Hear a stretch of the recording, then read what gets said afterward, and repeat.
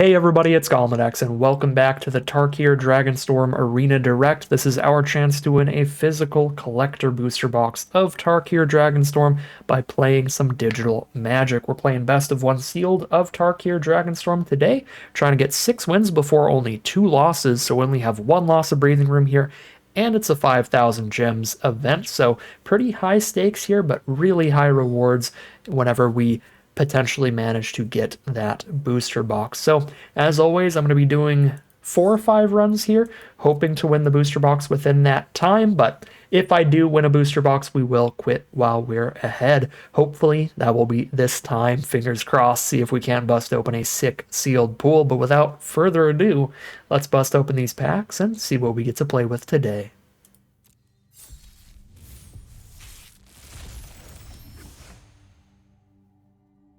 Alright, pretty solid rares here. The Dragonback Assault is definitely the strongest one. It's a full teamer rare, so very color restrictive, but if we've got some playable cards and good fixing anywhere near those colors, I'll be super happy to play this. It's a miniature board wipe, clearing out all the smaller stuff, and then you get a dragon every single turn you play a land. Really, really scary card. The Quarry Steelcutter is really great in aggressive decks that can flurry and cast 2 spells in 1 turn a lot.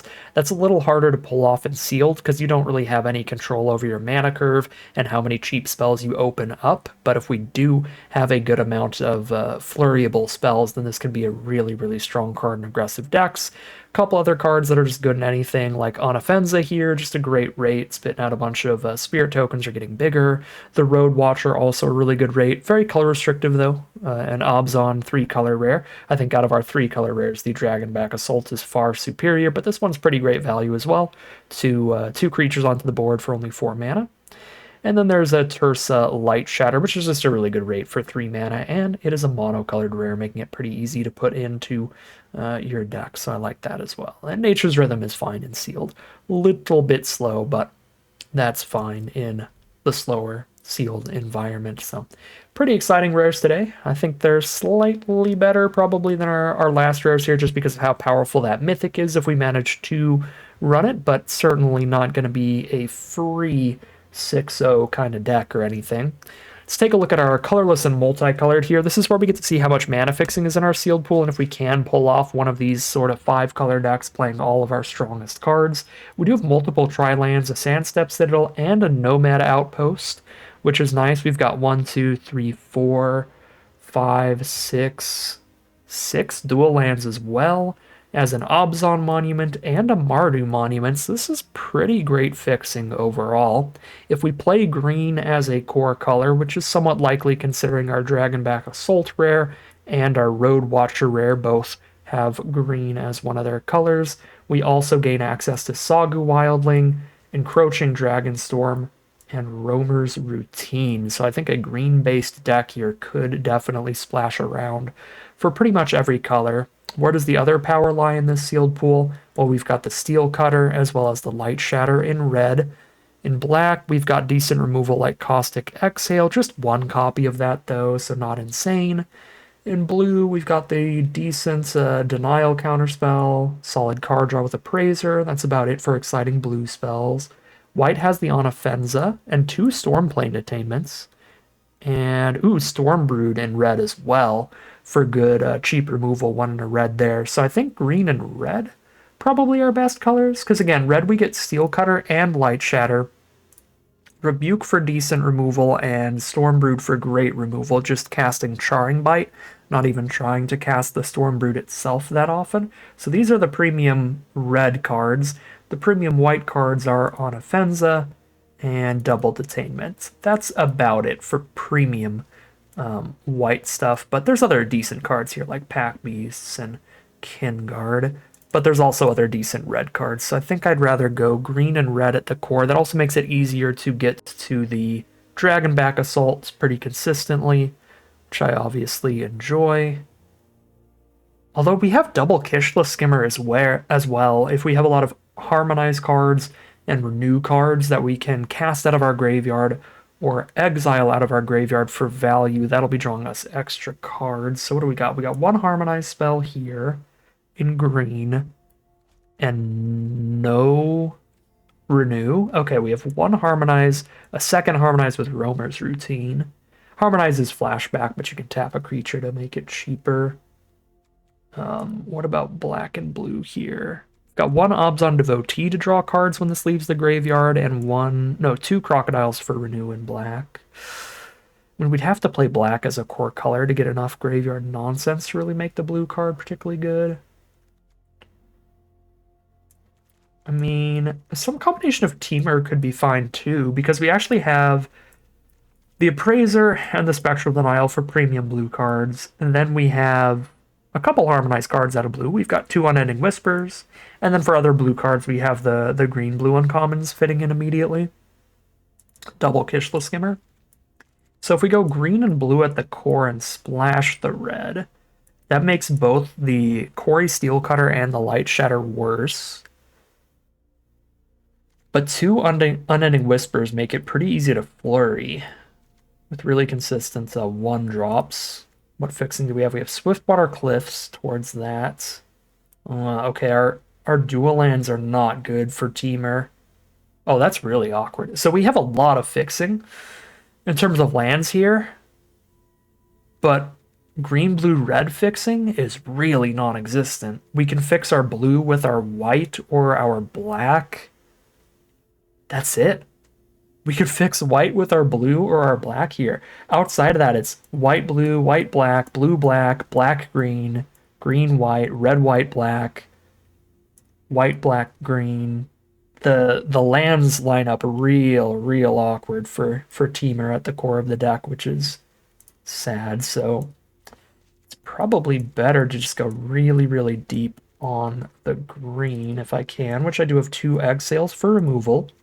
Sorry, the deck building process in this format is kind of insane, so I'm not sure how useful this is to newer-ish players at all, because I'm not doing the traditional thing where I'm looking at like each color individually one by one and doing a really simple build this time around. I'm kind of just diving headfirst into absolute theory crafting here that probably makes very little sense to newer players, so my apologies about that, but I'm just trying to win boxes right now, so I'm just going through whatever makes my head happy when it comes to building sealed pools in this format, in this environment, looking at what we have access to.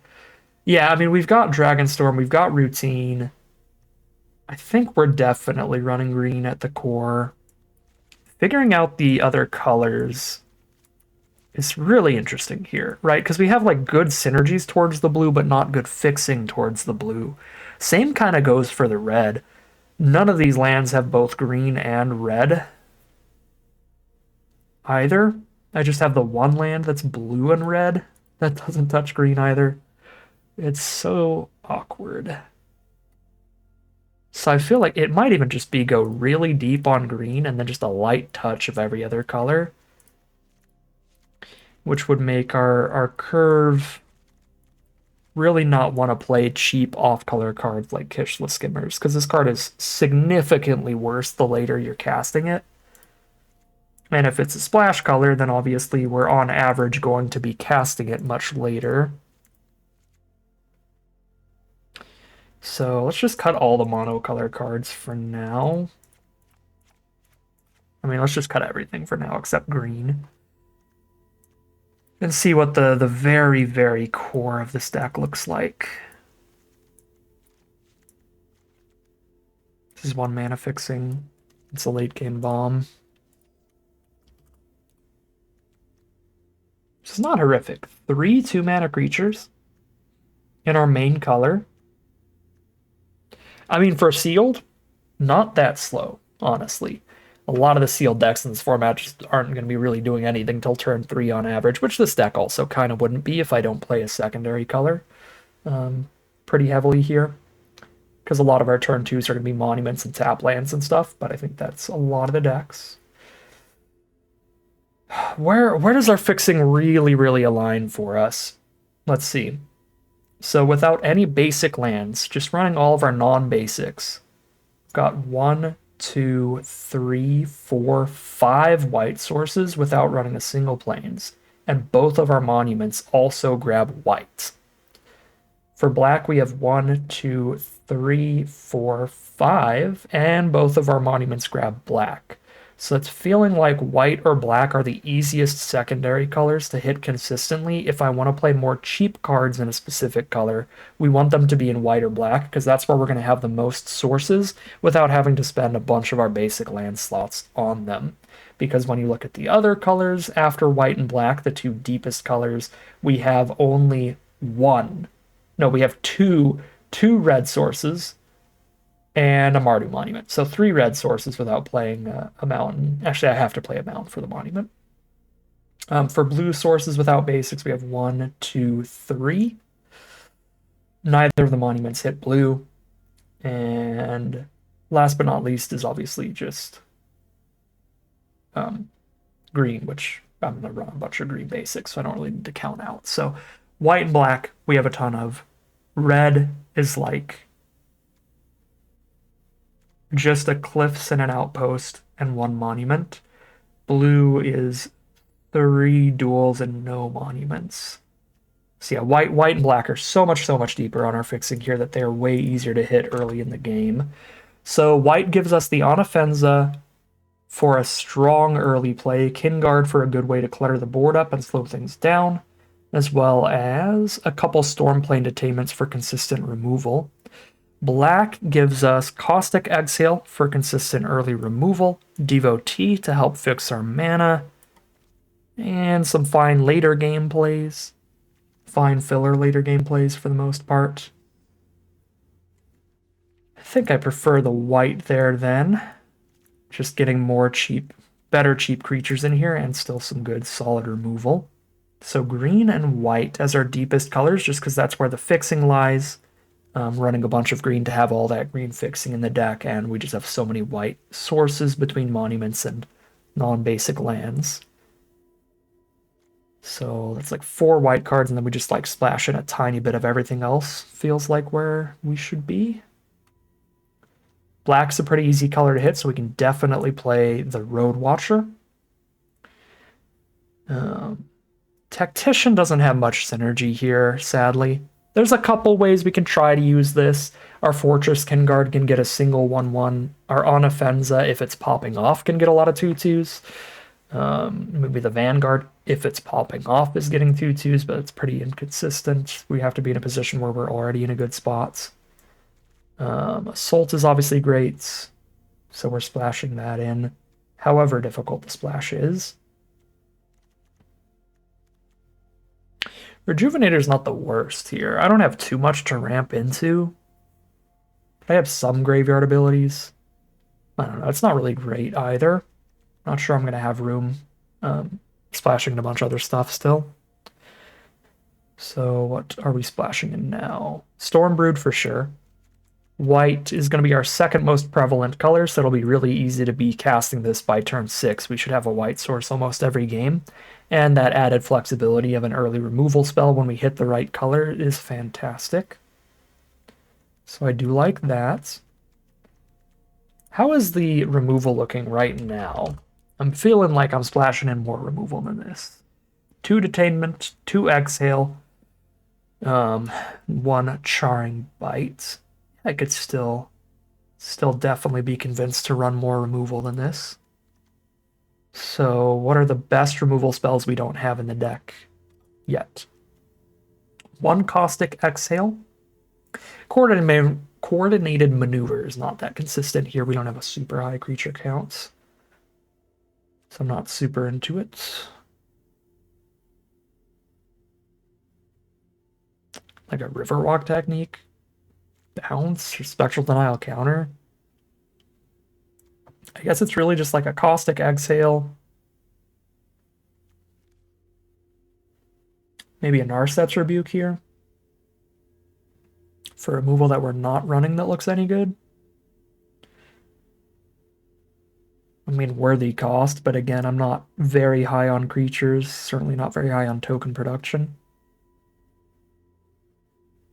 You know, another thing that we do need to consider here, again, bouncing around between a million different ideas in my head that are only tangentially related. The Road Watcher needs a lot of 3 mana or less creatures to be in our deck, ideally. And we have 5 in the entire deck. This might not actually be that strong. It's probably still worth running with these 5. But if there's any way to fit more in here easily, I probably should. So go even deeper into white with like Poise Practitioner. We're not a good deck for flurrying. Could try playing the Pack Beasts to get some hardened Tactician value, and that puts 2 more 3-mana or less creatures in here. I guess the Night Watch does some solid digging to help find our bombs. That's a 6-drop though, technically. We could cast it early, but it doesn't count as a creature with mana value 3 or less for Road Watcher to reanimate. So that doesn't help with that whole strategy there. Successor just sucks in here. It's just a 3/2 menace that's really hard to cast. I've got like 1 or 2 +1/+1 counter cards. This is just not going to be very good. I guess 3 of them. Okay, I do think I want Night Watch in here, but I don't actually think it makes Road Watcher any better. Well, I know it doesn't make Road Watcher any better. It's just not a 3-drop. Really sad to leave this Steel Cutter on the sidelines. But the fixing is just not there for green to be a main color instead of white. Or sorry, for red to be a main color instead of white. I think I said green. I did not mean green. I really don't like where these lands line up. I guess we just go big late game. We don't get to play the Steel Cutter. I mean, I can still play it. I do have a lot of 2-mana stuff. It's possible that I can play the Steel Cutter into like a Monument plus a 2-drop later. This is just so much better when you're like curving out with it. It's probably still fine if you can flurry just a little bit. Light Shatter's fine off the splash. By the time you're casting it, maybe just having Threshold immediately, having 7 or more cards in grave. Getting that double spell. Get the Rebuke for more removal. We don't need the right colors for it till turn 5. Also makes it easier to flurry, which makes the Steel Cutter look decent, but something like Sib-Sig Appraiser might still be better, just digging for big plays, like I was saying. Sib-Sig Appraiser gives us another 3-mana value or less creature as well, technically, and it's one we're fine casting later in the game. Works with the Road Watcher. That gives us now 6 cards, 6 creatures at 3 mana or less, maybe 7, to help the Road Watcher actually be decent. Yeah, 7 of them now. Okay. This actually looks pretty legit. Obviously the color's all over the place, but that's what happens when you're playing 5 color. We're playing all of the best removal in the entire sealed pool, outside of 1 Caustic Exhale. Is there a way to fit that in easily? Not particularly easily, but I could fit it in and cut something else. How many ways do we have to make sure we're hitting our land drops? So Sagu Wildling, turn 1. If I just have the green source, boom, immediately. That's just another land in the deck. And then also 2 monuments. For if I have 2 lands in my hand, I have 2 monuments and a Wayfarer to make sure that we hit that 3rd land drop. Then once we're at the 3rd land drop, we have Roamer's Routine. At the 4th land drop, we have Dragonstorm. Feel I can cut 1 land here. I could definitely see an argument for still running full 17, even with the monuments in the Wildling. But I don't really want to cut on any of the 2 or 3 mana plays for Road Watcher. Really don't want to cut any of the other... I don't want to cut any of the mana fixing. I don't want to cut any of the removal, so that leaves all the non-creatures not getting cut. Like, I could cut a Nature's Rhythm, or like a Night Watch or something for Caustic Exhale, or I can cut a land for Caustic Exhale. I think Sealed is slow enough for Nature's Rhythm to be like a solid card, but we don't even have anything insane to tutor up with this, honestly. Our bombs aren't creatures, they're our big enchantment. I say bombs plural, but we only have 1 bomb, really, in the sealed pool. It's the Dragonback Assault. We've got really good value on these cheaper cards, but they don't fit the traditional definition of bomb. They're kind of modern style bombs of just, you know, really, really good for their mana costs. But they're not the traditional sense of bomb where, like, you just cast and you win the game, period. For a card like that, we have Dragonback Assault and Dragonback Assault alone. Yeah, again, I think Sealed is slow enough for cards like Nature's Rhythm, but I think that card's actually a little weaker in this deck than most. And It's probably safer to cut this than anything else. Definitely than cutting any other removal or fixing. Probably than cutting a creature just for Road Watcher stuff here. So I'm going to cut the Nature's Rhythm here. Play the Caustic Exhale. Take another peek at our mana base. You know, United Battlefront is moderately cute in here. Non-creature, non-land permanents mana by 3 or less. This is still probably a little too random for our tastes, but I do want to mention it if you have a pretty similar sealed pool to this that has just a little bit more non-creature permanents. I think this can absolutely make the cut in the right sealed pool, which is going to be a once-in-a-blue moon type of sealed pool. Like, very, very rarely will you ever play this, but imagine you have a sealed pool with like 4 monuments and 3 detainments, then it's probably good enough. But we have 2 monuments and 2 detainments, only 4 cards in the whole deck that it hits. Not quite there, but digging 7 cards deep, if you have, you know, like 7 or 8 cards this can hit, gets kind of cool. So let's say you have, I don't know, Magical Christmas Land is like 3 monuments, 3 detainments, and a couple globes or something. I think there is a sealed pool out there that can use Battlefront. This is not it, but I did want to look at it because it's a cool thing to to theorize on and wish. All right. Well, 4 or 5 color splashy. Try to play all the power in our sealed pool as you do. We may have enough 2-drops to still play this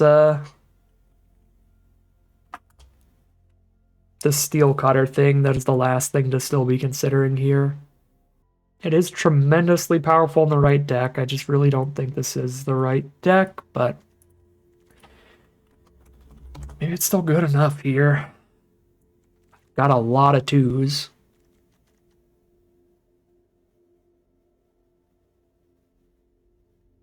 And this is even a 2. This makes it really easy to play 2 spells in one turn, on turn 5. You know,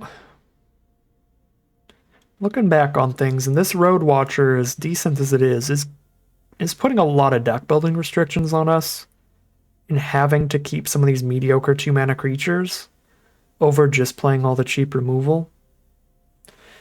Is there a world where we cut Road Watcher to be able to play some more better spells that are more towards just the late game trying to consistently get to Assault? Okay, there aren't that many bad cheap creatures in here. This is already just not the most consistent, even running all of them.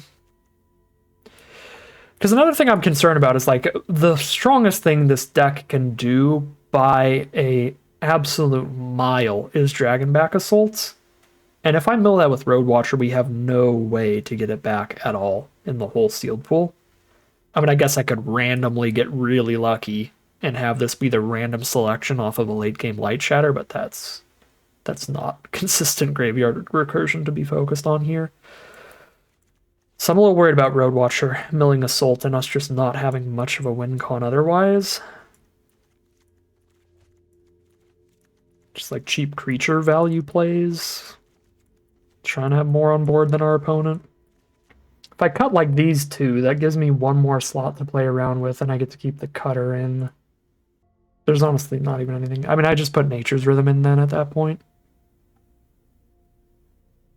I guess. It feels less about like completely changing the makeup of the deck or anything, and more about just preventing myself from ever milling Assault more than anything. Which is an option.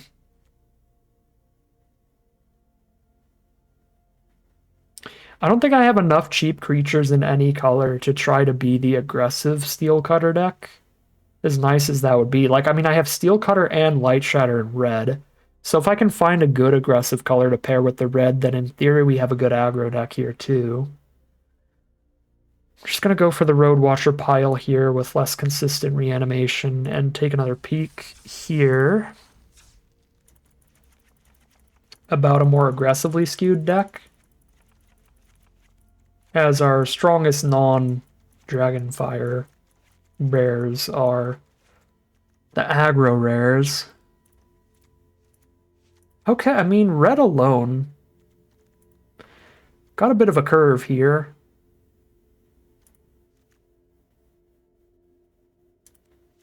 Feral's probably fine. If we do go green-red at the core,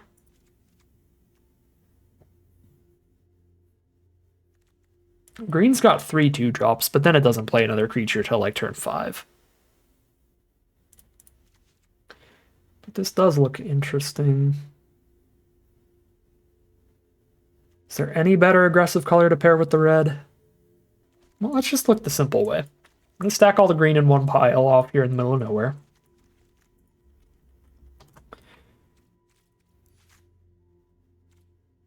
One 2-drop out of white. All the white 3-drops are playable, but not overly impressive at being aggressive. Skyrider's kind of slow for what it's doing. Practitioner definitely kind of slow. Pack Beasts and On Offense are pretty great, though. Blue is not doing anything aggressive. Black is barely... I mean, we're playing a Bloodflies. And again, green's giving us 3 2-drops. Like, I've got some okay cards to pair with aggro here. Not quite enough to be just really high on 2-drops and super happy here. I don't think the aggro quite gets there in terms of being particularly impressive in this sealed pool. I do think the green just like 6 2-drops kind of deck is the best at flurrying out the steel cutters. Value and getting aggressive light shatter swings in at the same time. Monuments are pretty good at flurrying because they're only 2 mana and they pick up the next land for sure to help you do it later. Oh, we do have the Stormbrood for cheap removal there too, so another 2-drop. I hate the lands so much that they just don't align with Temur at all. I have 1 Swiftwater Cliffs if we want to do Temur, and the monuments don't line up at all either. Like they're finding white and black. Like I was thinking maybe like green-red at the core so we can play aggressive and also splash in the Assault here. Looks fine.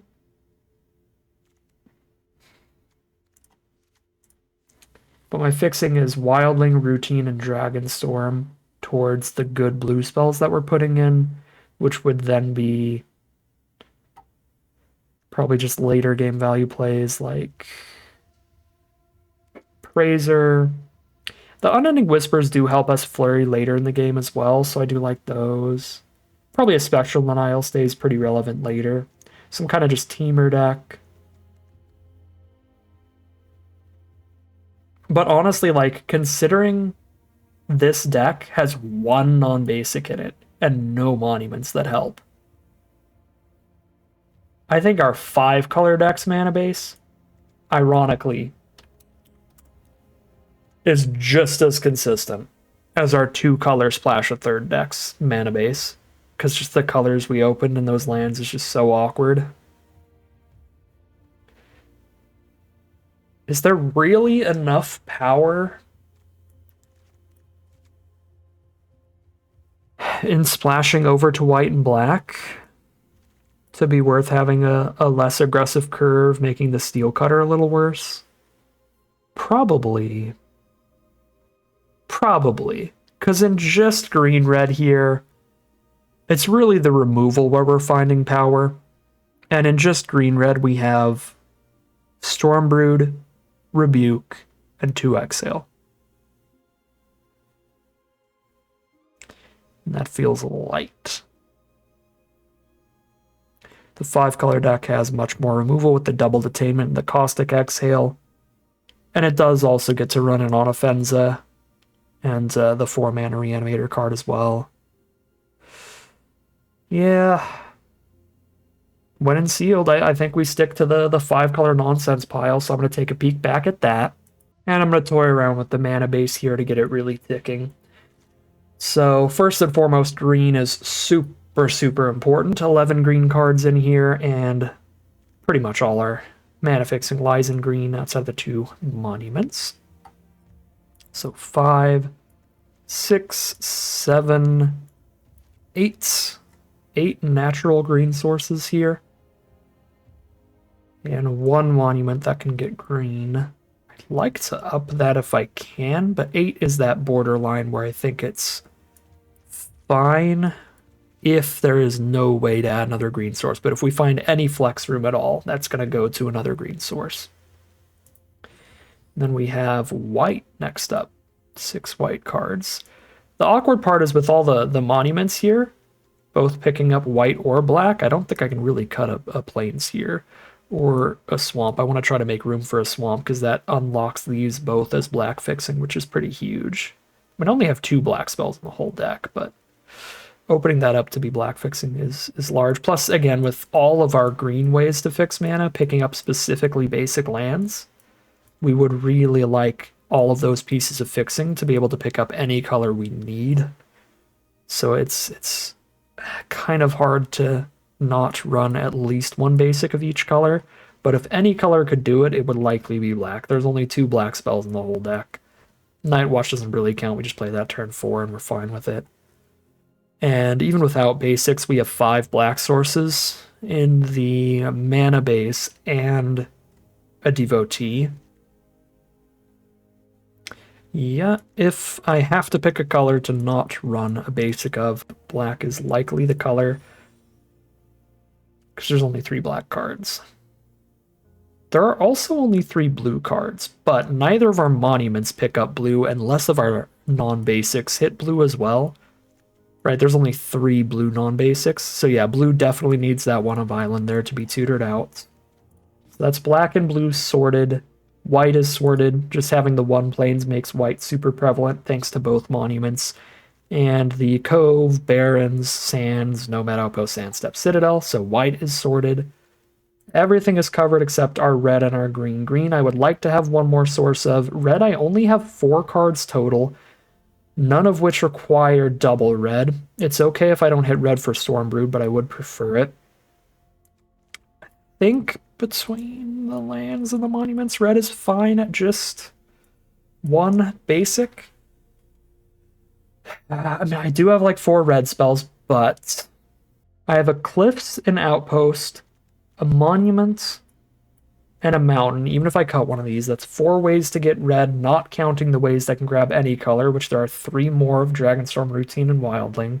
So I think green is important enough to go 1 red source to have 9 green. 1 red basic to have 9 green sources total. Alright. Very different deck this time around. We're splashing into the 5 color stuff to just run all of the strongest cards in this entire sealed pool, all of the bombs.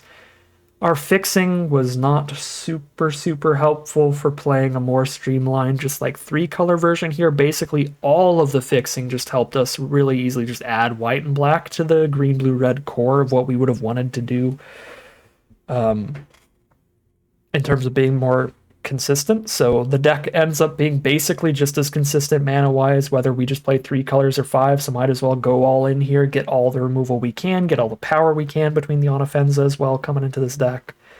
And yeah, I think this is the way we want to build it. We do have a kind of Splinter Twin sort of combo here that's going to be pretty much unbeatable of Encroaching Dragonstorm and Dragonback Assault. Not only does playing Dragonstorm on turn 4 ramp you into the Dragonback Assault early, but then when you play a land to get the dragon, that lets you then pick up the Dragonstorm because a dragon has entered, and then you can recast the Dragonstorm next turn, get 2 more dragons, pick up the Dragonstorm, cast it again, get 2 more dragons, pick it up, cast the Dragonstorm, so on. You have to have the mana up to do that, but it's absolutely disgusting. You can just play every land in your deck pretty quickly and just have 1,000,000 dragons instantly. So that little combo is pretty fun. Yeah. Yeah, as I said before, very, very different sealed pool from our first one. We had a great sealed pool for actually playing a pretty streamlined, pretty focused two-color aggressive deck the first time. This one, the curve was not as good. There wasn't as much removal and interaction and stuff in those colors that we could play super consistently. So we go the other end of the spectrum here with a big, grindy, slow, splashy deck. And we'll see how it plays out for us as we hop into the gameplay. Here we are on the play for game one. We have every color but red. A little sad for the Stormbrood, but it's still going to be a good late game play. If our opponent opened up a great aggressive sealed pool, then we're definitely going to be under pressure with this hand, but I think the mana is so good here I can't really afford to mulligan. And they immediately start with the most aggressive land, probably. A land that just spits out warriors. Wow. 2-drop rare. So an aggressive rare from our opponent, plus they had the dragon in hand. To get the treasure to play a 4-drop on turn 3, this is not good. If they play a dragon out, then Sarkhan also is going to be a 3/3 flyer on turn 3.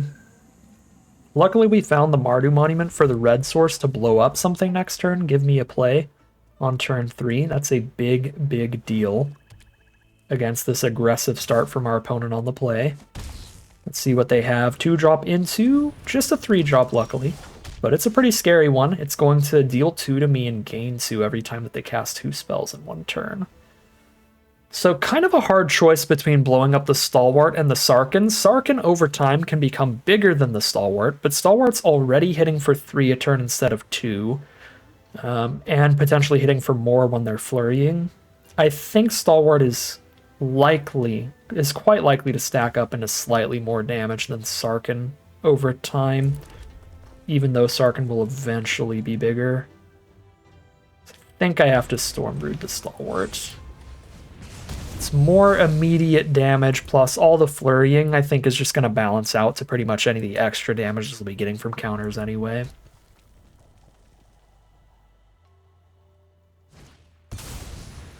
Oof. Alright. This is a painful start for us. 2-drop, 3-drop, 5-drop from Sarkhan's treasure token. Get the Sarkhan buff as well. I have a Piercing Exhale, but I have to wait till I've got a creature out for that. So we need to spend this turn on just mana. I can Abzan Monument and Fortress Kinguard. Or play a tap land this turn and just play one of the two. Kinguard doesn't even really help block. They're drawing an extra card every turn now, too. Nothing I can really do about that till it exhales up. If I play a tap land this turn, I know I can Vanguard next turn, but Vanguard without also the exhale doesn't really affect the board too much because they've just got a dragon there, probably a dragon coming out next turn, although that dragon specifically is too expensive for them.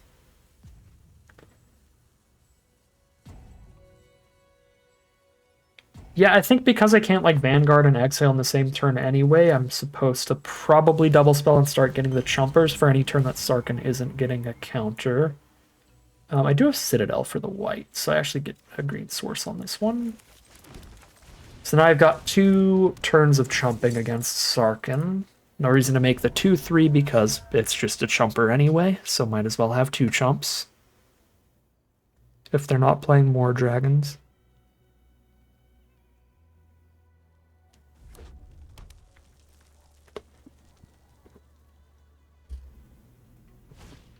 Jeskai Devotee.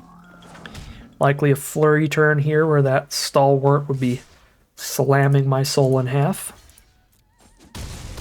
We're down to 9. They draw another extra card off of Shrinekeeper. Card is putting in work. They have the double spell. Sage of the Skies rare too. Alright. Really aggressive rares from our opponents. Sarkhan and Sage of the Skies. And of course the premium Shrinekeeper uncommon.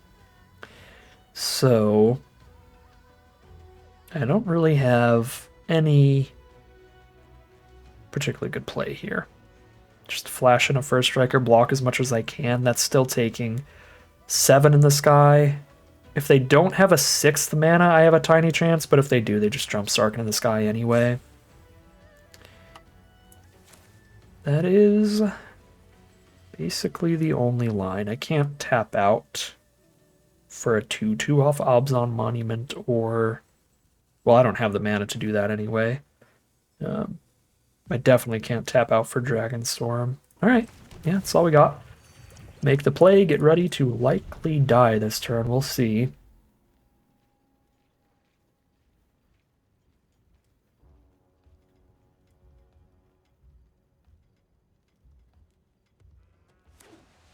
Yep, that's land for turn, so they just tap out for the dragon and we're dead on board.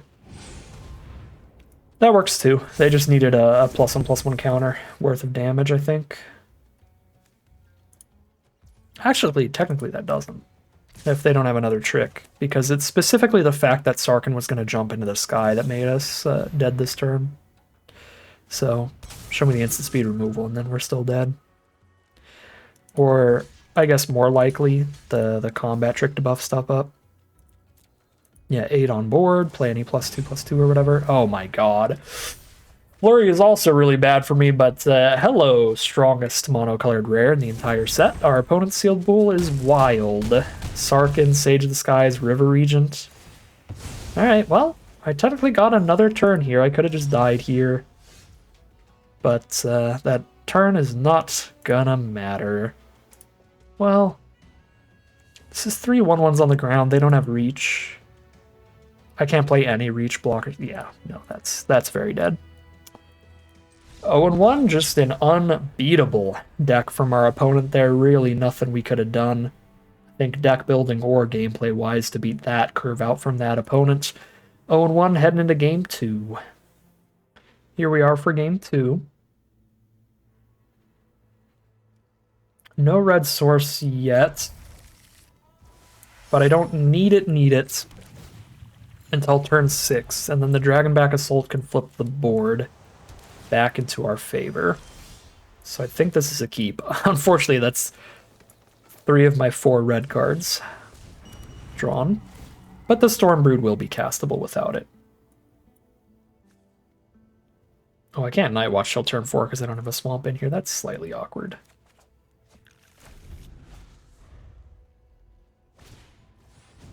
Stadium Headliner, turn 2. Another aggressive deck, Jeskai colors. There's the Scoured Barons. Well, would have been able to, but sadly, too late. So Night Watch ideally digging towards one of our red lands to play on turn 5. Just play a red tap land, get that out of the way. There's Dragonstorm Globe to set up their mana.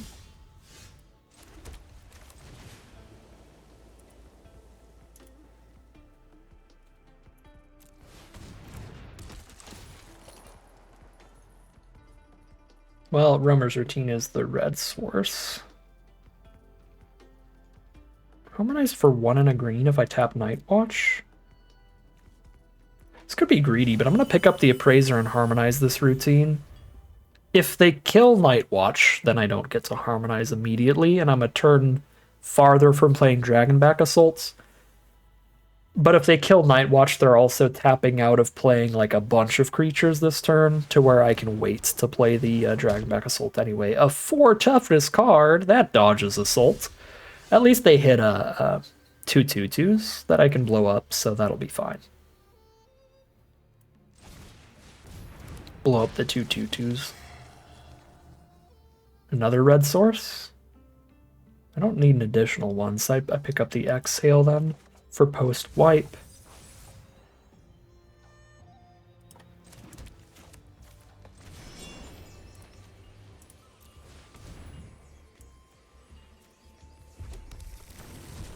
Alright. Next turn I can Assault, kill all their 2/2s in their Headliner, and then make a dragon in the same turn. So obviously chump the Equilibrium Adept here, because Appraiser's just going to die to the board wipe anyway. So stop as much damage as possible with it, and hope to win the game off our Bomb Mythic. As is the hope. I guess I should have tried to hit for 3 first. If they double blocked, then nothing would change, but if they chose not to block, could have gotten extra damage there. Dragonstorm Globe, copy number 2. They've got double rebuff for our dragon tokens too. That's gonna be kind of nasty.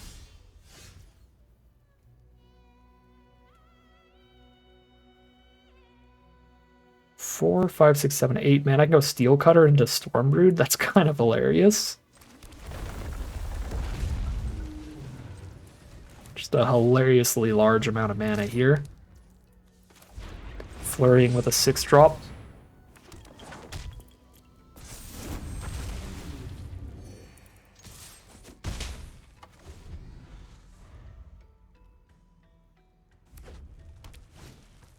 Karakik Guardian with double globe and the Dragonstorm to get more creatures there. It's quite good. 7 toughness.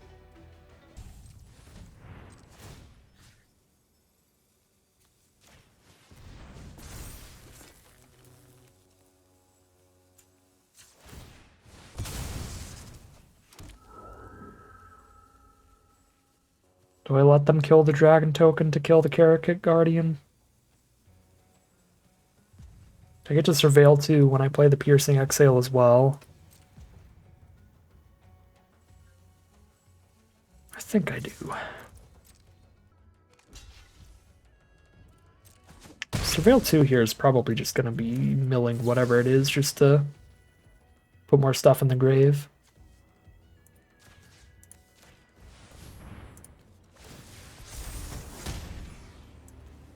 Oh, it's not putting Dragonstorm in grave. It is not putting Dragonstorm in grave, that's for sure. Oh, I only needed to mill 1 to get Light Shatter to 7 cards. Alright, this is going to be sick.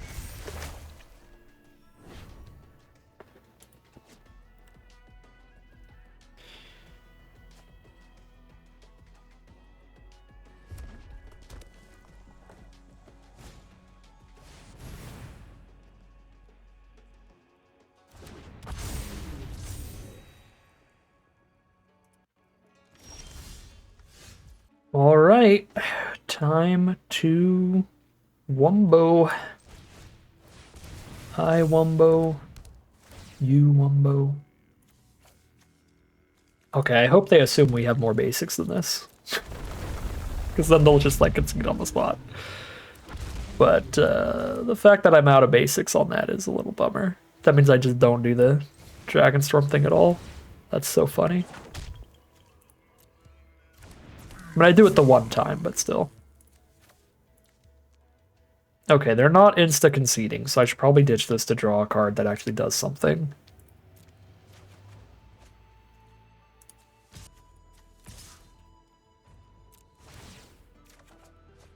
What a hit. Oh, I still have to pay for it? Oh, never mind. Obviously did not read that card super well yet. My thinking there was like, it's not like our attacks on the ground are ever going to get any better. So might as well just get the trigger now, but if I can't get anything off the trigger now, then obviously that was not a good choice. Rebuff another dragon. Taking 10 in the sky this turn if they don't have more removal. Get a 2-turn kill. Not the Storm Dragon! Oh, you gotta be kidding me.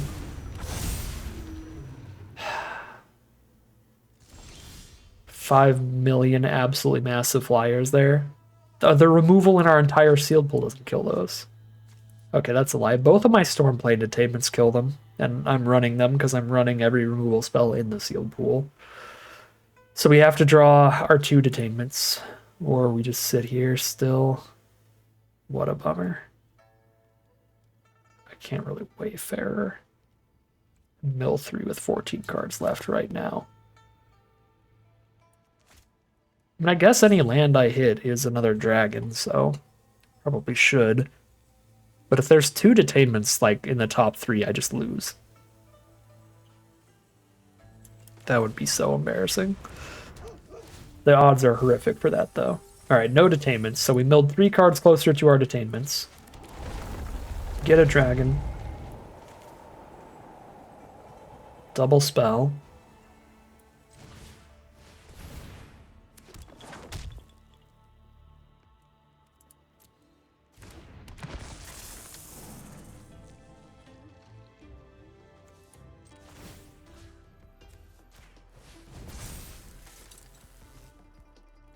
Just trample hasting that, killing the adept here and trampling for 2.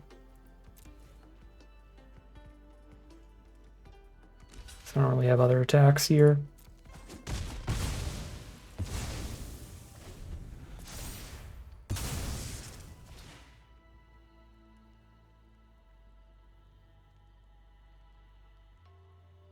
They could give like all their flyers double strike this turn with enough cheap non-creature spells.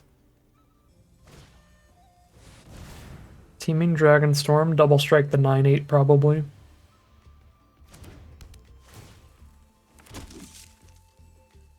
They got another cheap enough spell. I guess 4 or less here, and they've got tons of spells because they have not drawn a ton of lands here. 6 lands total halfway through the deck. Certainly less than half their lands drawn. And it's another just token removal spell.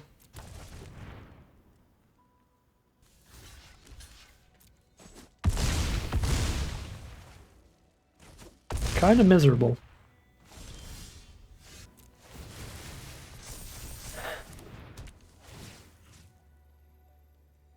Actually, can prowess lethal here, I believe.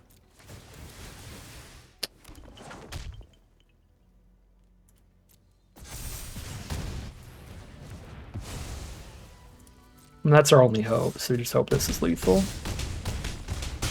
Ooh, exact seize. Jeez Louise. Okay. I thought that detainment was too late. The only way there wasn't was if we had exact lethal there, and we had exact lethal there off of the prowess. That was a sketchy game. Again, really, really rough matchup that they had 3 bounces for our 3 dragons there.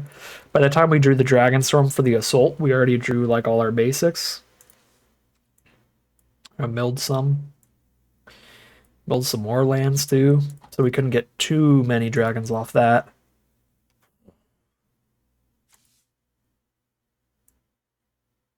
Yeah, we're lucky. Lucky Dragonback Assault is still so strong for that extra stuff. And actually, Steel Cutter won us this game. Huge, huge props to Steel Cutter.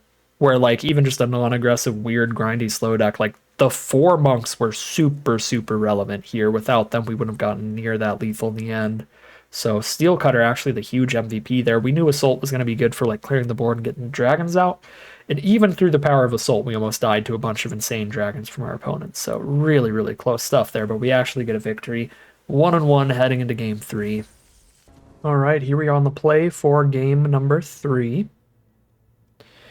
This is not the green monument, which is awkward, but I still have an early removal spell, a late removal spell, maybe a late dragon if we don't need to use the removal. Got defensive plays here.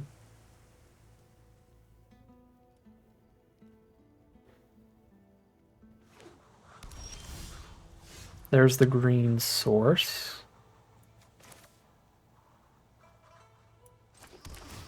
It is a tap land, so I gotta just run it out now. So I have all my colors up next turn. Another 4-color deck, red, white, black, blue.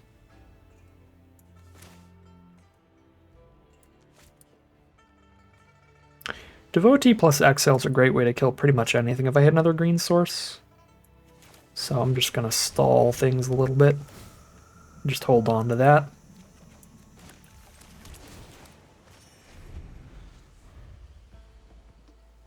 Rather than running it out and have it get taken down by some kind of 2-mana removal.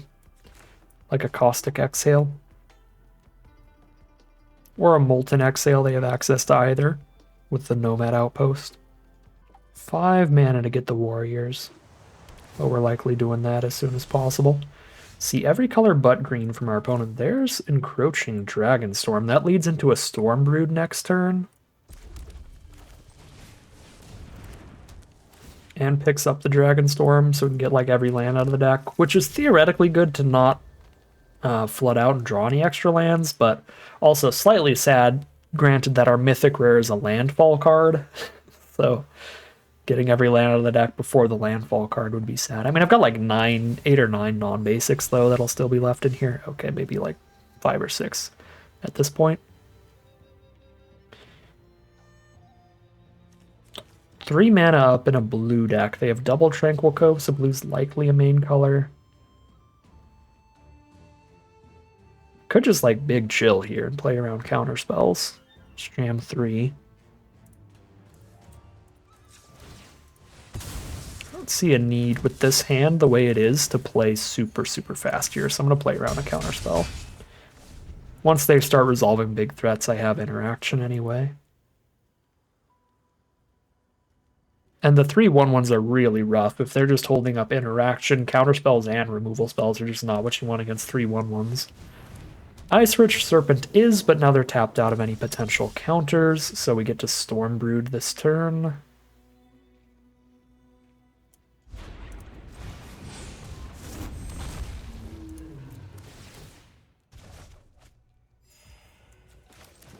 Clear it out and Surveil too.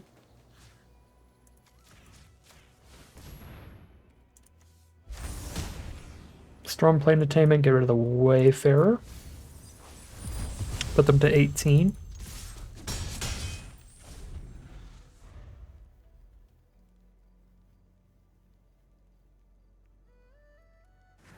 I'm going to start not playing lands each turn because I'm going to have basically infinite mana. So any turn that I'm not immediately spending all of my mana, I'm not going to play anymore. I'll just hold them in case we hit our Dragon Landfall Mythic. Oh, Maelstrom of the Spirit Dragon's a nightmare. Any Mythic Dragon, any of the great uncommon dragons are also huge deals. I mean, we saw the dragon that like draws an extra card every turn just absolutely delete us game 1. Look at Arena stopping while I have a spell on the stack. I wonder what that could be.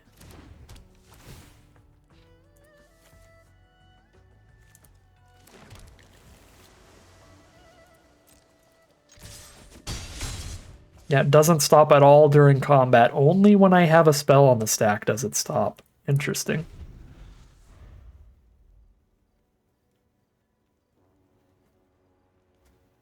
Mardu Monument MVP this game. Giving us the haste 1/1s the turn they were holding up a counter. And then these also just not scary enough for them to be throwing like exhales and stuff at, so they're just getting extra damage in all day long.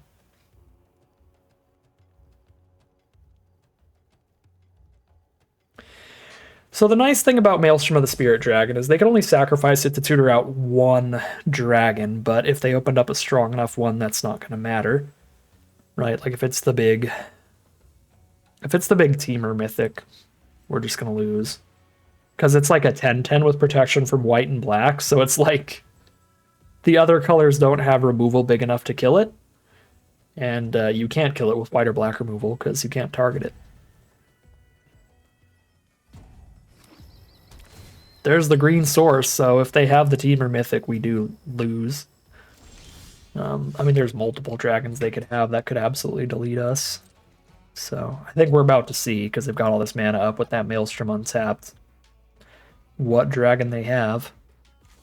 I've got the Stormplane Detainment as long as it's something that does not have pro-white. They could have the Hexproof Dragon. That gets one swing in, but then we can detain it. Even better, we can rebuke that. It is small enough. 5 toughness.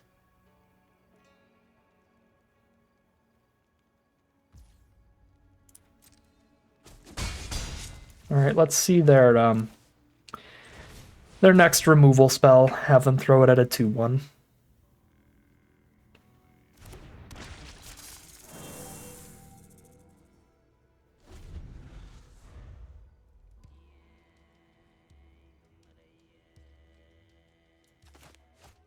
They didn't crack the Maelstrom, so they must already have a really expensive bomb in their hand they need all this mana for. There's a 4/3. I can exhale that in the end step. I still have 5/6 mana up. Alongside the exhale for any counter unless I pay 6, which is like the most they could afford here anyway. The 1 in a blue counterspell is counter unless I pay 4. If they have a dragon in their hand, I can afford to pay for that. The uncommon counterspell is a blue and X, counter unless we pay X, but it's 1 cheaper for each power 4 creature. So they could do counter unless I pay 4 with that. So either counter spell can't counter Caustic Exhale unless they have the 4 mana bounce on non-land permanents or counter a non-creature spell. Then that can obviously just counter at any point because it is a non-creature spell. It wouldn't matter. They could also have double Snakeskin Veil. They did discard one of them. But if they have another... Oh, they don't have green mana untapped, so it doesn't matter. Alright, cool. Hold on to these. I've got more than enough mana to pay for every counterspell in the set, so...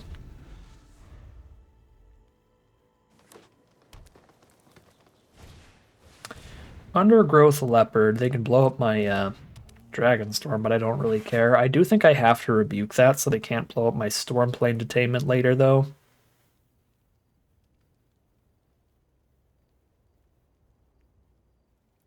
I can rebuke. I'll still have 5 mana untapped. The most they could have is the counter, unless I pay 5. I've got exactly enough, unless they have another Snakeskin Veil here, because they do have green mana up this time. Maybe there's some way to give this +4 toughness. I don't think there is. There's like a +3/+3. If they have multiple copies of that, I guess. Alright, Leopard dies. They kept all their mana up as well, which makes me really think they have like the counter unless we pay X or something. Because otherwise, like, might as well just blow up the Dragonstorm so their card doesn't get exiled. Hello, Dragonback Assault. Nice backup plan. Nice backup plan. Don't believe I'm running it out into the empty board. Ooh, that's a pretty sad new way forward. Draw 2. 5 mana, draw 2, basically. Well, now they're tapped out. I mean, I'd kill all these.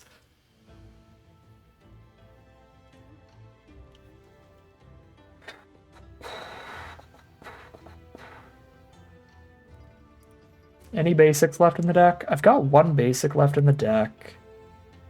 So they're tapped out now. I can Dragonback Assault, get a dragon, Dragonstorm, get a second dragon.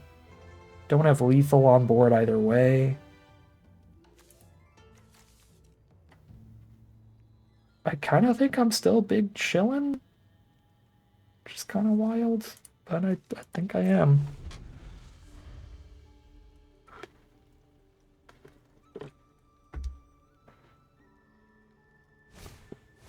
Sagu Pummeler.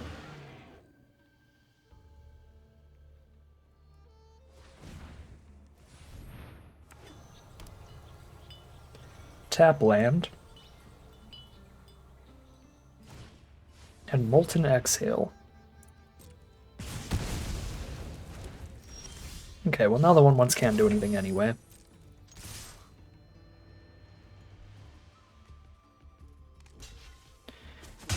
So attack in, so that's been dealt 1 damage, and we can finish it off with Assault. Play my land to create a dragon and pick up my Dragonstorm. Did I draw my last basic? No. I still have that 1 forest in there.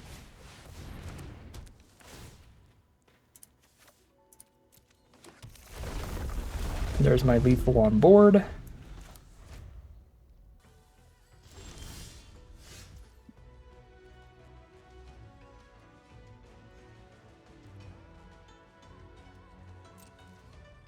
Show me how you're stopping my lethal on board, I guess. If they have that Jeskai Mythic, that's gross. Pretty much as gross as Dragonback Assault. Tap a bunch of stuff, do a bunch of damage, draw a bunch of cards kind of stuff. Okay, removal spell 1 dragon. That's it. Okay, go to 4. Land. If they had another removal spell, I would have expected them to kill that dragon already, but just in case. I think I do that first.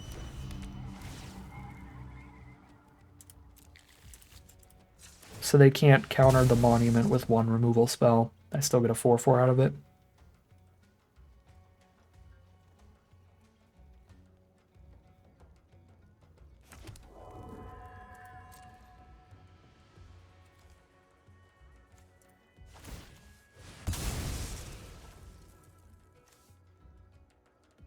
Grab whatever dragon. Oh my god.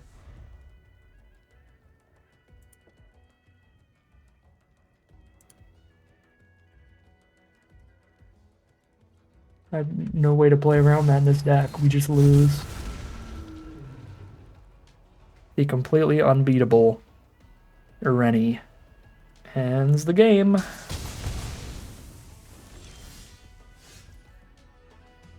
When I've got no basics left in the deck, all I can do here is just play Detainment and cry that it can't kill that. That's so dumb. The Piercing Exhale can't kill it either, because I only have 4 power on the board.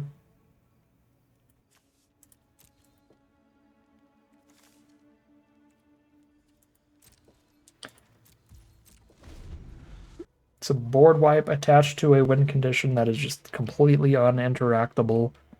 None of the red spells do nearly 10 damage. None of the green spells do nearly 10 damage. Can be countered. That's the one thing that you might be able to do. We have 1 counterspell in the whole sealed pool, and I decided not to run it because blue is very, very much a light splash in this deck. So there's also always a world where I run the counterspell and we just don't draw it by now. There's a single counterspell in this sealed pool.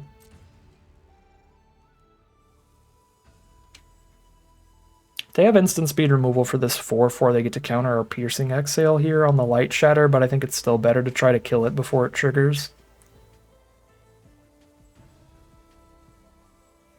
And gets a flashback for our opponent. I guess they have to kill our card to get out of the way. Oh, that's really good for me, if they don't have double removal.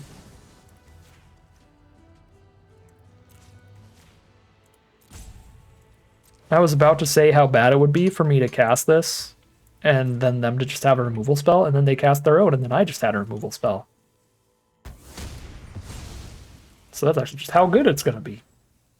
They can attack if they don't have removal or another creature, so at least there is that. We can try to go wide around Ireni. That's our only hope here. Our opponent could also mill out. They've got less cards in deck than us. If we get our Haste Flurry card, we actually do a whole lot. That also does a whole lot. Giving us the wide board state. Try to get around Ireni.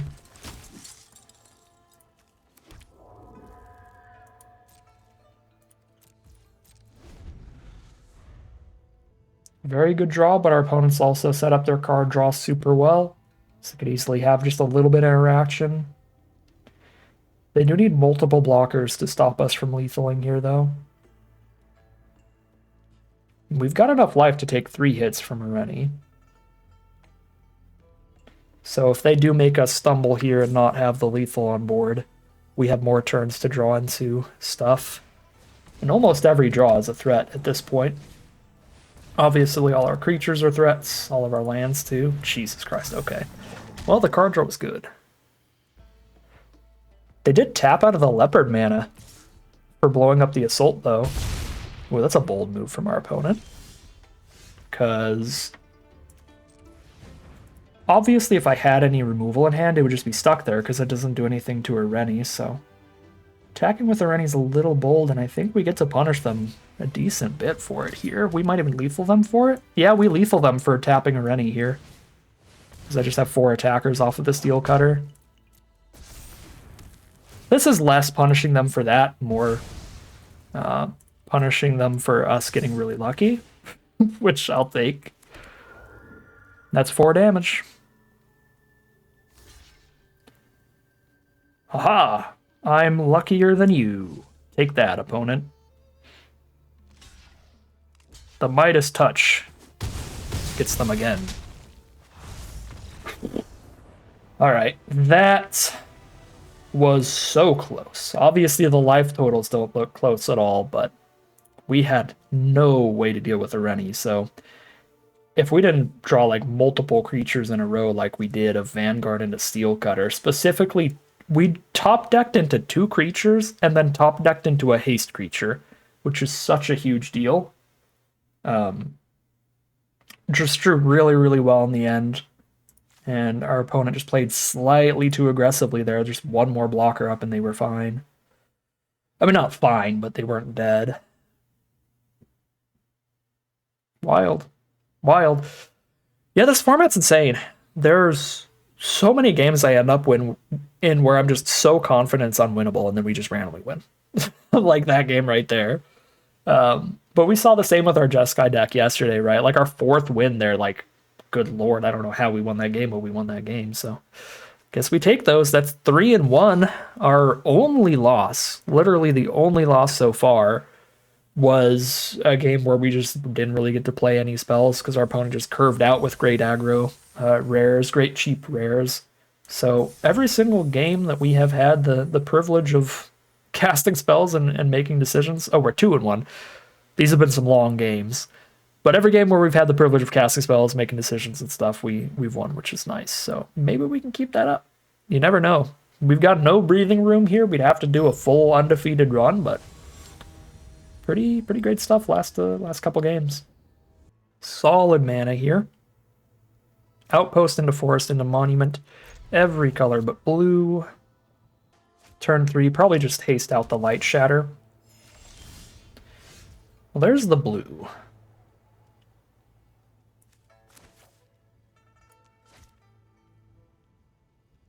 I think I still play the Tri-Land first, with a red and white spell in hand. And black spell. That is very useful mana.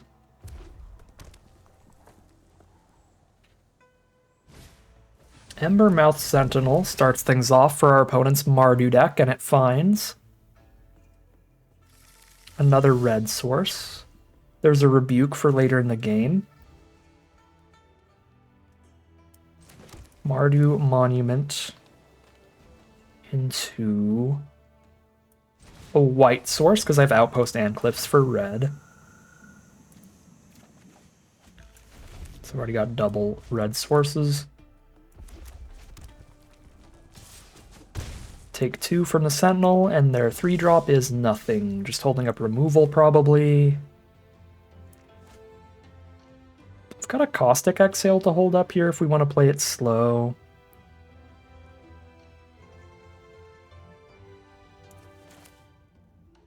Triggers whenever somebody dies, right? Yeah.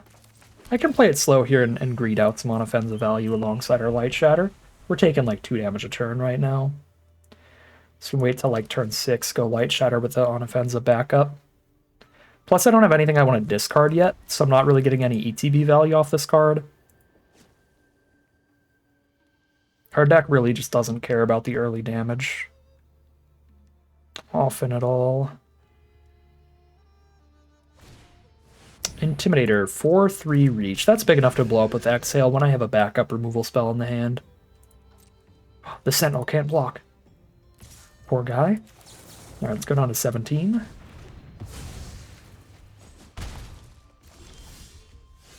Stormbreed's a great draw. I can play Night Watch here. 5 mana up next turn for Mardu Monument.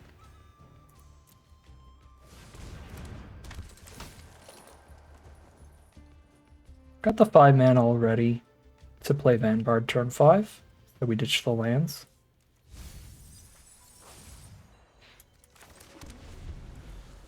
Three cards closer to our bomb rare. Our bomb mythic, I should say.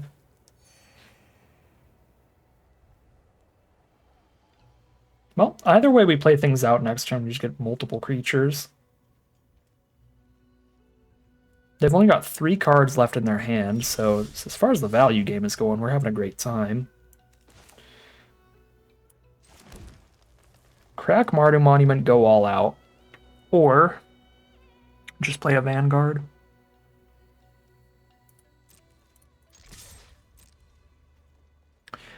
Can also Rebuke and On-Offensive during their turn, which I really don't mind too much.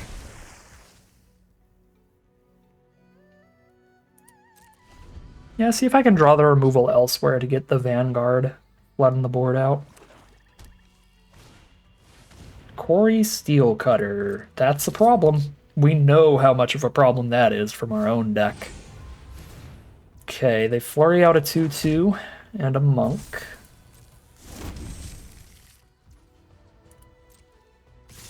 Okay, this is going to be disgusting if they don't have the instant.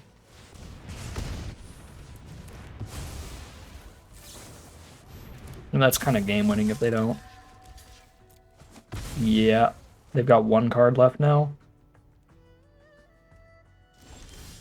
Disgusting. Absolutely disgusting. Get the widest board in the world.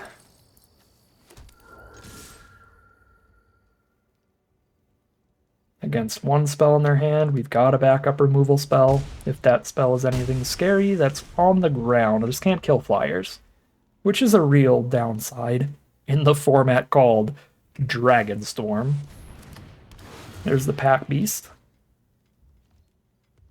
4/3 on the ground.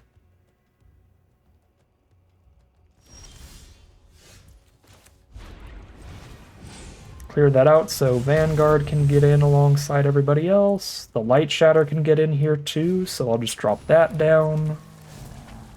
I will not discard Sibsig Appraiser. I will endure +1/+1 counters onto Vanguard to keep it out of reach of the 2/2. If their hand is Dragon and Caustic Exhale, they can do a 1-mana Caustic Exhale on Spirited Vanguard, but they didn't, so it's probably not. It could be, and they're using it on, like, Light Shatter. Oh, it's Static Snare. Alright, well, that just kills it. Even with the counters. And it exiles instead of actually killing it, so I don't get a Spirit back out of Monofenza. One card left in hand. We've got lethal on the board, so it's got to be something here to keep them around. They pass turn. Got to be something insane to beat a Mardu Monument.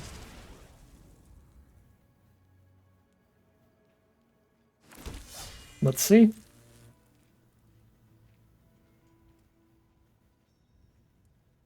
There's the concession from our opponent. Play solid rares, get wins. We are 3-1 now. That game really came down to that attack from our opponent, which was in no way a misplay from them or anything. We just had a ridiculously good counter to that attack. It was Rebuke plus have the 3-up to then play a flash first strike card. Like, they couldn't really have foreseen that coming. A combination of a very specific common plus a rare to just completely flip that board, eat everything for a really easy 2-for-1. Yeah, very lucky game there. We are 3-1 now, heading into game number 5. All right, here we are for game number 5 right now on the draw, but I have the Stormbrood for cheap removal, every color except blue, and Rebuke later. I think we kind of have to keep this in this deck, but we are again at risk of just like an aggro opponent curving out here. Again, curve out's a little less frequent in sealed, but still a concern for sure for a hand like this. Our opponent starts with Evolving Wilds. We've got the Dragonback Assault, if we can find the blue source to really try to stabilize after a good cheap curve out from our opponent, and there's certainly the colors for it. Boros is not what we wanted to see here, but nothing to the board this turn either. Just discard a card, draw 2, discarding a 4-drop. There's a Stormplane Detainment for more cheap removal for us. Pretty fine with that. I'm gonna go for the Monument here, get that out of the way. And then probably Blossoming Sands next turn. But I will also have the ability to Detainment, because I've got multiple untapped lands I could play instead, if we need to. Alright, we definitely need to kill Zergo, but I can kill that with the 5 damage, so I will kill it with the 5 damage. That can survive our Dragonback Assault even if we make it there, and we still have not drawn a blue source, so we have no guarantee we're making it there. I actually don't think we've drawn Sagu Wildling for mana fixing in a single game yet, which is kind of wild. But I was trying to think of our fixing for blue. We could also just naturally draw an island. That works too. So that makes me really not want to spend removal on a 1-2 or a 1-1. So let's just play this Plains here, give our opponent less information. We're probably playing the island the turn we're playing Assaults. Not that playing an island is going to make them be like, oh, they've got a Dragonback Assault coming up.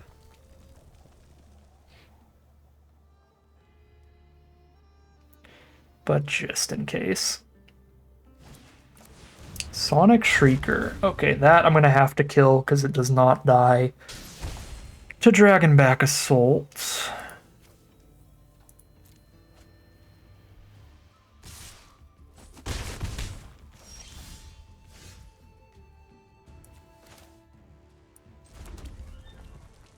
I want to just rebuke it and save Detainment for later.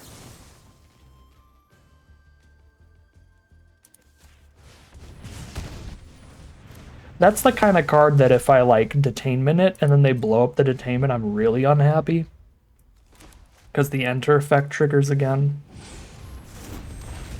Dawnbreaker's not as bad. Alright, we're gonna sandbag the Dragonback Assault then. Because I just take 2 damage for not playing it immediately. Versus... actually 3 damage if I do play it right now. And this way I get to wait till I'm also playing a land in the same turn.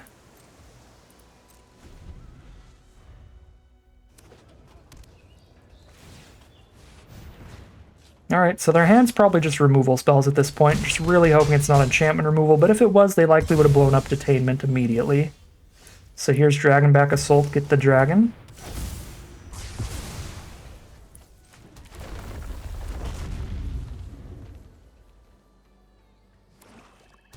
They play land. Removal spell the 4/4 probably. Nope. Big old Rakshasa. Okay. Got the 5 damage for that thing, and I'm really low on life to let them keep a menacing threat out. So I'm certainly not doing that.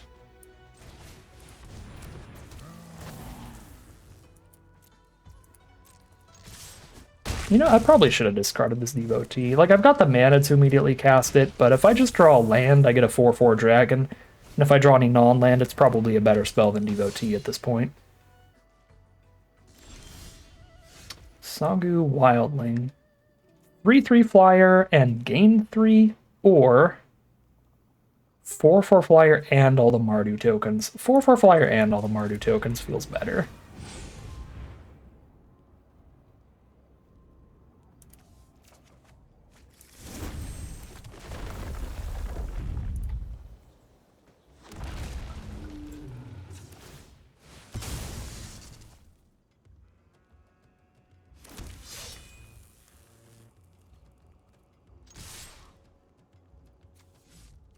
Just gonna play a tiny bit extra defensive here so I don't die to some crazy haste threat I'm not thinking of.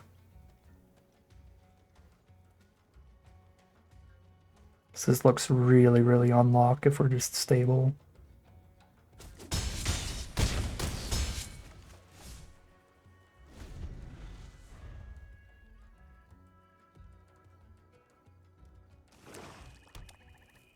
Flood out a little over there. And there's the concession. Really, really solid game to win there. That was a super pivotal one. I was just immediately talking about the game, so I didn't really get to mention how important that game was. But while we were at a positive win rate no matter what, that was the game that decided whether or not we get any gyms back out of this event. So this is now 2 runs in a row with at least 4 wins. So we're getting some of our entry fee back yet again. Very, very nice, but obviously we want to take this as far as we can. We are now 4-1 heading into round number 6. Here we are on the play for game 6. I have a castable Charring Bite, Exhale, Inoc Wayfarer, Piercing Exhale. That's a super keep. Only part I don't love here is the Wayfarer could mill our Mythic. But now we drew a Steel Cutter as well. That is really exciting, especially if I draw land here. So Wildling is the land, sort of. If I play Steel Cutter this turn, I'm playing off curve, but it allows me to turn this into a land and then play Wayfarer next turn. Alternatively, if I Wayfarer now and hit any land, I still get to play my land this turn and guarantee Cutter plus Flurry next turn. I think I'm supposed to play Wayfarer here. Which is excellent unless I mill the Mythic. That's the only problem. Alright, we didn't mill the Mythic. So, tap land. Tap land. A red and 1. A single green for Roost Seek. There's the flurry. Keeps me hitting my land drops. Okay. Now I can play around counter unless I pay 2. We see mono blue from our opponent, so I think I should play around that. If they have counter unless I pay 4, then we cry. But we can't really play around that. So if they have the exhale and the dragon here, okay, they don't have the exhale plus the dragon. So let's do the thing. If they counter this, then like, okay, sure. It was just a land anyway. All right. I have 2 green sources, 2 white sources. I've got a red or a black. I've got everything. So we just get more green. I would get an extra red if I could, I think, with 2 red spells in the hand. Although I guess if I want to play both these, I just rebuke first and then Charming Bite. But we milled our mountain, so we can't get more red. I knock Wayfarer from our opponent. Please play another creature. Dang. Well, that's a good draw. Now I can Roamer's Routine to flurry. The red or the black removal here, or the green removal. I think the green removal is the worst of it, probably. So it's probably supposed to be the green removal spell. That requires me to have a creature on board that doesn't get killed for it to be good.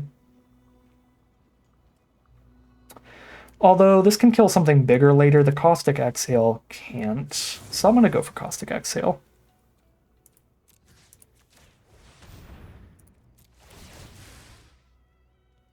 It's also less bad if they have like instant speed removal.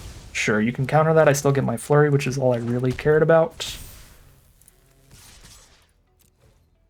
Really happy that gets the counter out of the way. Plays super well for me. Steel Cutter going absolutely ham again. We're like a big, splashy, super multicolored deck, but the amount of cheap removal and stuff we have, still super good at double spelling. Card has been good. Okay, this turn I can't double spell, right? Yeah, I mean, I definitely can't. If they don't have another counter spell to counter this Stormbrood, I guess I could Stormbrood and then harmonize the routine. That is so unlikely to happen. What if I equip Steel Cutter here? I can equip a Steel Cutter and still use a Roamer's Routine. I guess that's where we're at. Play the best against counter spells and interaction here. 1 and a blue. Like maybe they have something to bounce this token. I don't know, we'll see. I have 3 white sources. A million green sources now. I guess I just grab the blue. Okay. Deal 3 is deal 3. Wingblade Disciple go for a flurry themselves. Champion of Doosan, multiple blockers. Now they're tapped out of the removal for the Stormbrood. I can Rebuke and Stormbrood in the same turn for flurry. Yep. That looks great to me.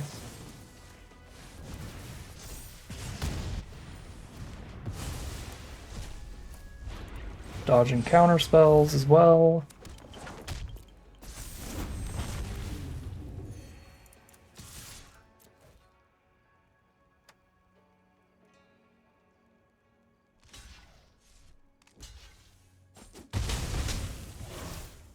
They're down to 9. Flashcraft or a copy Stormbrood is really good for our opponent.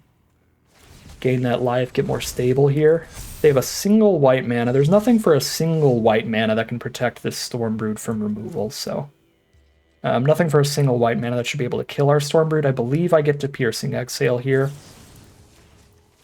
Don't think there's anything they can have to interact with this. Perfect. Surveil 2 lands to the grave. Haste out a Light Shatter. I don't have double red, because again, we milled the mountain. Had we not milled the mountain, being able to move this Steel Cutter around more often would be awesome, but it's just not a thing we can do. 5, 6, 7, 8, 9, 10, 11, 12, 13. Oh, we just have lethal. We just have lethal off prowess and no blockers. Gross. Steel Cutter. God, am I so happy. I was considering not playing that for like a while. That would have been an absolute negative aspect of the deck. I don't know the word I'm looking for. I wasn't trying to say error or something. It would have been an absolute bane to this deck, I guess. Not having the Steel Cutter in it, because it's been such a boon to us, winning multiple games. Really, really, really nice stuff. We made it to a 5-win run after losing, I believe, the very first game. No matter what, we're getting all of our gems back towards another run, but if we can wrap this up right now, then that would be incredible, incredible stuff, getting the collector box on the second try. So fingers crossed here. We'll see how it all wraps up as we head into game number 7, the final battle, win or lose. Here we are on the play. Feels good to be on the play these last couple games, these most important games of the run. We've got the Wayfarer and the Monument early to keep hitting land drops, early blockers with Kinguard, early removal with Stormbrood, the mana for everything in the hand. That's a definitive keep. And our opponent takes a mulligan down to 6. They are on the draw, so the card advantage stuff balances out. But now we get the extra tempo of being on the play without being down a card for it, which is fantastic.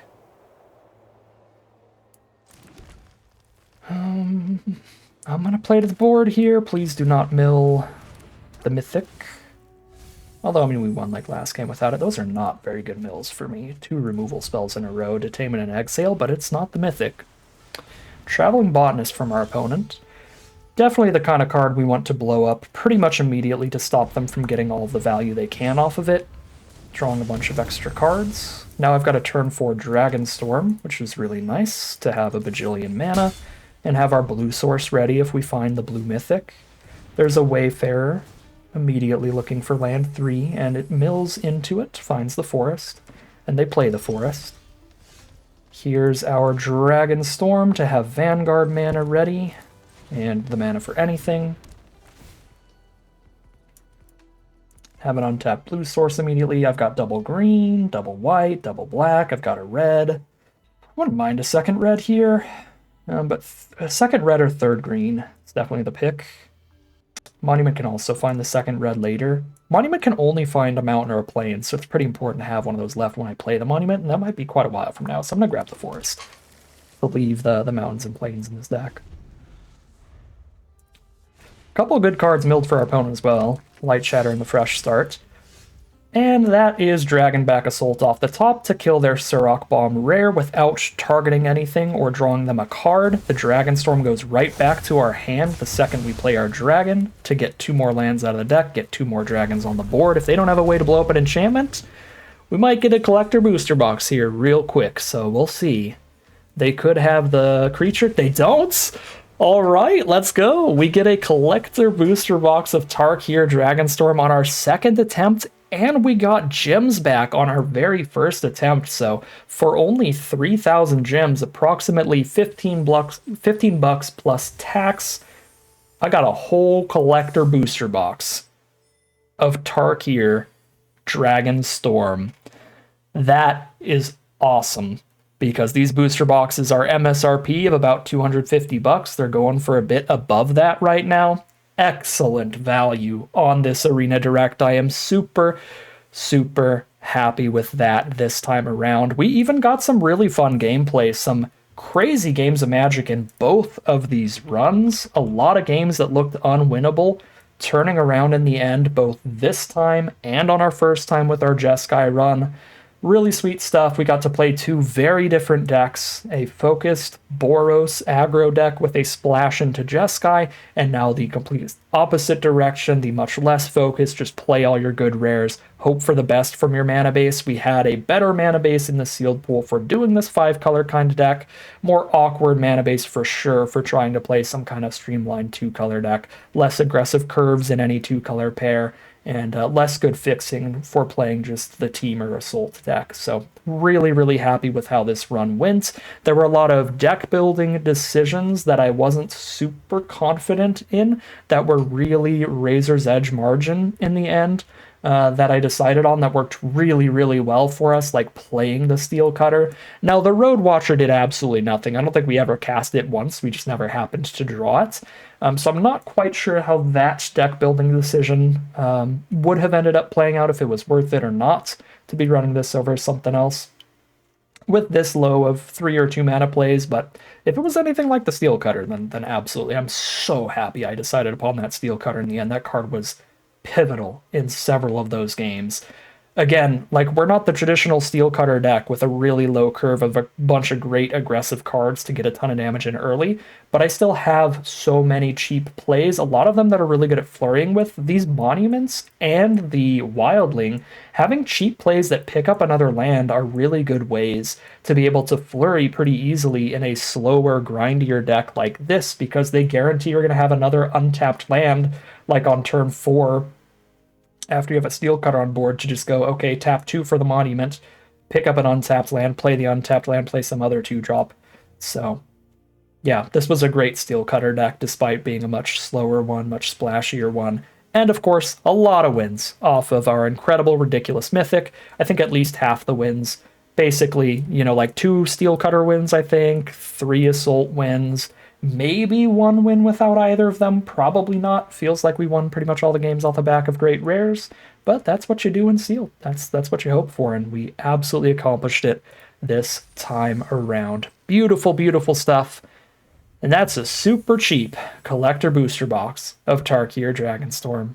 I should specify in the end here, while it is a super cheap booster box of Tarkir Dragonstorm, it's not as cheap as I thought, because my math was off. You don't get any gems back if you get the collector booster box, so we are down $25 plus tax for this run, as well as down the $15 that we were down on the first run. So $40 plus tax. We got like probably about a $50 booster box of Tarkir Dragonstorm. Still an insane deal for a collector booster box, so still a great run this time around. Not quite as good as like just a one and done, which we have had before in like Foundations, but still beautiful stuff, and I'm really happy with that. But that is going to end today's video. As always, I'd like to thank my patrons and YouTube members for their support, as well as you for watching the video. If you enjoyed it and you're interested in seeing some more, you can always like, comment, and subscribe to tell the YouTube algorithm to send you some more in the recommended feed. If you'd like to catch me live, you can check out the Twitch channel in the link in the description below, and if you'd like to support the channel directly, you can check out the Patreon link in the description below.